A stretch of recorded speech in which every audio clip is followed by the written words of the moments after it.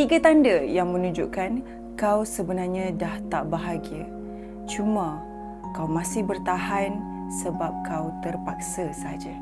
Jom Miza bagi 3 tanda tersebut. Tanda pertama yang menunjukkan kau sebenarnya tak bahagia adalah apabila kau diam 1000 bahasa walaupun kau tengah sakit sangat sekarang.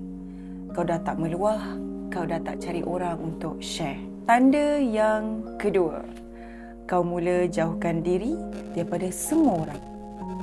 Kau nak menyendiri saja sebab itulah sebaik-baiknya dalam keadaan kau sekarang. Tanda yang ketiga iaitu tanda yang terakhir yang menunjukkan kau sebenarnya tak bahagia. Tapi sebelum Miza bagi tanda yang terakhir, Miza nak korang follow akaun Miza yang ni sebab nanti korang terlepas next content Miza untuk 3 tanda. So jom kita pergi ke tanda yang terakhir. Tanda yang ketiga iaitu yang terakhir yang menunjukkan kau sebenarnya tak bahagia adalah bila mana kau dah stop untuk share apa masalah kau sebenarnya dekat orang yang terdekat mahupun dekat sesiapa kawan-kawan korang. So, ada tak tanda-tanda ni? Jom komen, jangan kecam-kecam.